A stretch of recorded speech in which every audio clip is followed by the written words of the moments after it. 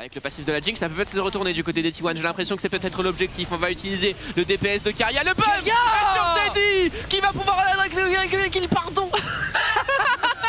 Oh la noix, oh la noix, oh la la vilaine noix. noix ici, Keria qui décide de plonger. Cassé est top 1 si jamais seulement Vitality B l'emporte et que derrière BDS gagne leur match contre Gamerside. Est-ce que tu as tout suivi? Ah, j'ai rien écouté. Non, je rigole. J'espère que les viewers ont. J'espère que. Non, mais je rigole. Il y a Twix avec nous qui maîtrise très bien. Beaucoup le temps à la mise en place du poke. Par contre, cette fois-ci, c'est les T1 qui sont décisifs et on engage du côté de Faker avec un bon DPS sur le kill pour aller chercher le kill sur Teddy qui ne pourra pas résister plus longtemps. L'ange gardien de Honor qui sera procmé. Snagard important. Il a récupéré tandis que sur le haut de votre écran, c'est Xikor qui est en train de mener la vie dur au Game 1. Camillus qui se retourne, qui finira par tomber. La range de Jinx est vraiment scandaleuse. Il enchaîne. Inax peut rien faire. Inax ne peut rien faire. Et bien joué Jinx. Jinx est un champion incroyable. Et c'est la fin du match. On a le décalage de Honor. On a encore un abordage. Ça va toucher avec Du le respect méga un rocket. peu, Est-ce du qu'on va respect chercher un peu kill? T1.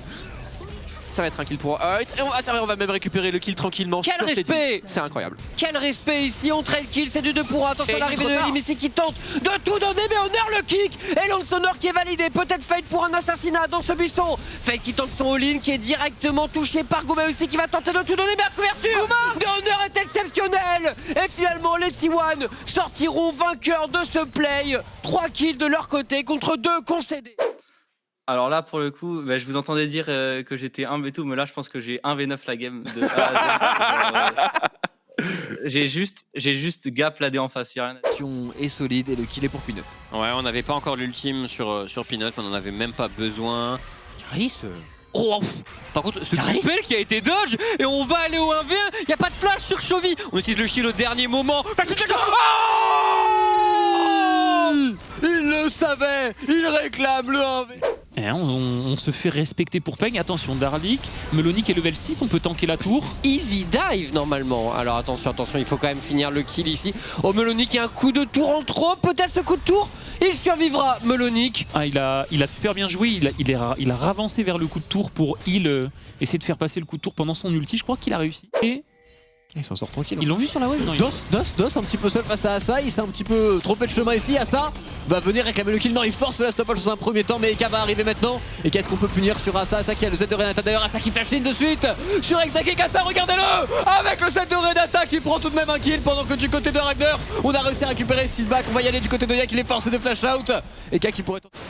Ce qui est honnêtement extrêmement rentable pour le mid laner de la Carmine. Ouh, le hook sur Reckless est très beau, parce que Xikor va partir au jump mid, c'est chose faite. Et Reckless qui flash directement hit, mais on a pas qui flashait dessus. Xikor qui s'en sort, la bataille de plomb qui est en V2, la bataille Carmine. Oh là là, Xikor qui prend le first blood. Fight pour l'instant. Et attention, on se retourne là du côté de Kin. Il a utilisé son ulti seulement sur Zeus.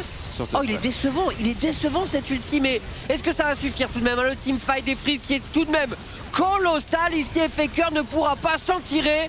Les Freaks, Kuma aussi qui ne pourra pas prendre de kill. Le flash out est nécessaire pour Keria et Faker pourra peut-être s'en tirer. Le taunt, on se retourne au maximum de dégâts et Kin finira par tomber. On s'en tire miraculeusement pour Faker. Et malheureusement, mesdames et messieurs, plus, hein.